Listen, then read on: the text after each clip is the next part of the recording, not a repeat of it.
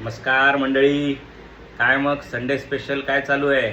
आमच्याकडे मटण खिमा आणि आज बनवणार आहे माझी वाईफ. हॅलो गाईस, तर आपण नवऱ्याची फरमाईश आज मटण खिमा हवाय. बनवायला तर हवाच, पण चला बघूयात मटण खिमा कसा बनवायचा. मटणाला लागणारं साहित्य: मटण, त्यामध्ये मी हळद, मिरची पावडर आणि हिंग घातलेलं आहे. हे हिरव्या वाटण्यासाठी आपण घेतलेली आहे बडीशेप अर्धा चमचा, एक तुकडा दालचिनीचा, 2 वेलची, 1 लवंग आणि 3 मिरी, एक साधारण 1.5 इंच आलं घेतलेलं आहे. सोलून घ्यायचं आहे आलं, त्याच्याने आल्याचा फ्लेवर खूप छान येतो. आणि हे 7-8 पाकळ्या लसणाच्या. नंतर कांदा खोबऱ्याचं वाटण, हे आमच्या कोकणी विभागातलं सर्वात स्पेशल कांदा खोबऱ्याचं वाटण. हे सुकं खोबरं आहे जे मी बारीक गॅसवर ड्राय रोस्ट केलेलं आहे.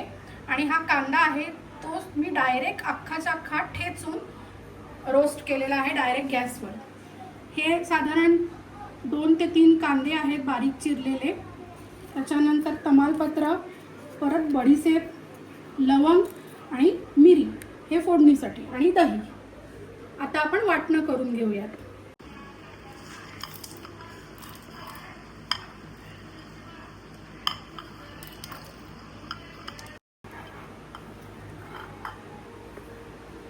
त्यातली अर्धी कोथिंबीर आपण ठेवून द्यायची आहे नंतर गार्निशिंगसाठी.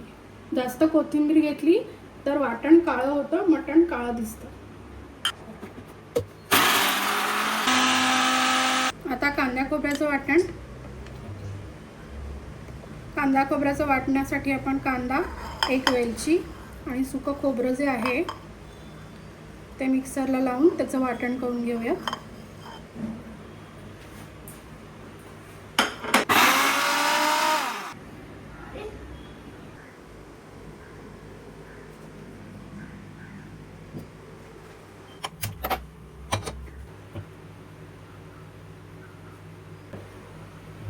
आता तेल आपलं गरम झालं की आपल्याला तमालपत्र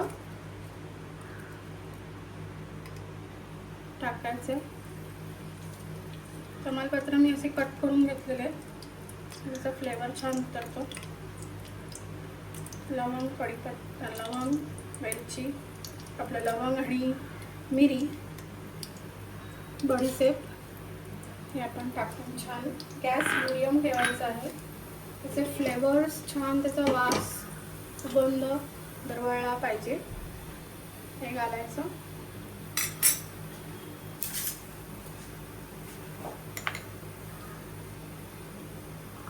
आता ब्राऊन आणि बडीशेपला छानसा असा स्मेल येतो. ते झालं की ॲरोमा आला की त्याच्यामध्ये आपण आता कांदा बारीक जो चिरलेला आहे तो घालायचा.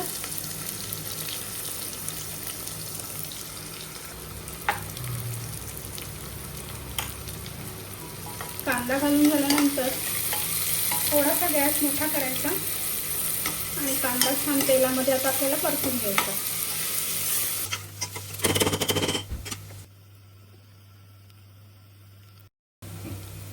आता तुम्ही पाहू शकता हा जो कांदा आहे तो गुलाबी झालेला आहे.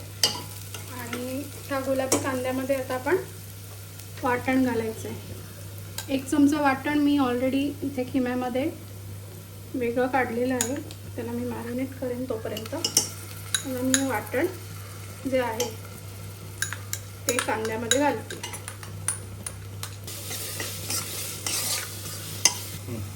हे जे वाटण आहे ते आता छान परतून घेतलेलं आहे. त्याच्यामध्ये घरगुती आमच्या वाणी पद्धतीचा हा माझ्या सासूबाईंनी घरी केलेला मसाला आहे, तो आपण याच्यामध्ये घालूयात. You can call it as secret मसाला.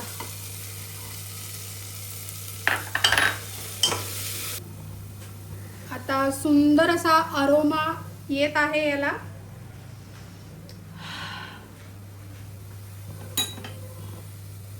त्याच्यामध्ये थोडंसं पाणी घालायचं आहे. त्याचा जो एक अरोमा आहे तो येईपर्यंत छान मीडियम गॅसवर रोस्ट करून घ्यायचा आहे.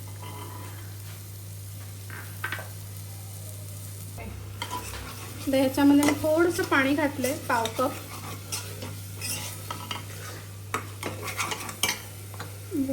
टोस्ट थोडंसं अजून पाणी घालते.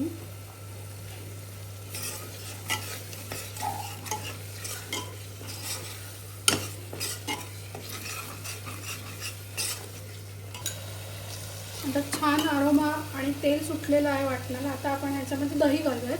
दही घातल्याने आपल्याला जो मसालेदार जळजळीतपणा असतो तो कमी होतो आणि एक छानसा टँगी फ्लेवर येतो.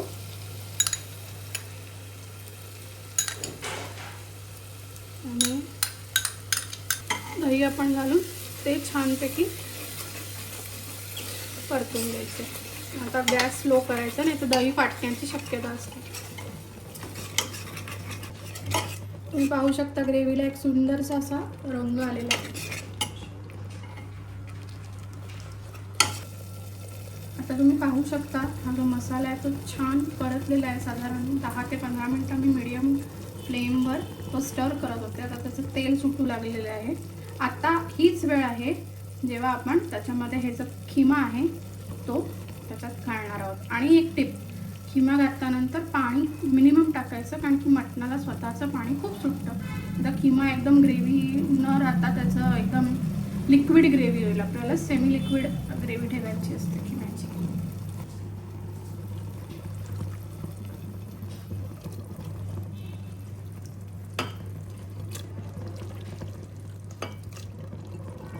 हे बघा, तुम्ही पाहू शकता इथे मटणाला पाणी सुटलेलं आहे.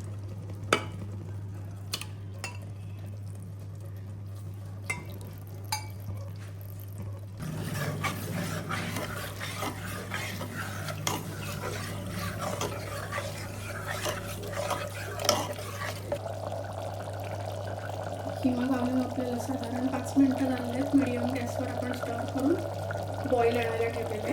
पाणी बघू शकता, साधारण मी अर्धा कप पाणी याच्यामध्ये घातलेलं आहे, अर्धा ग्लास.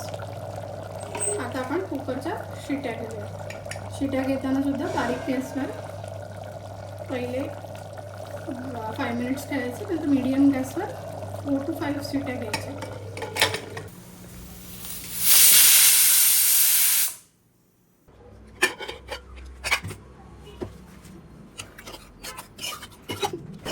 कांदा खोबऱ्याचं वाटण घालूयात, चवीपुरतं मीठ घालूयात आणि मिक्स करूयात.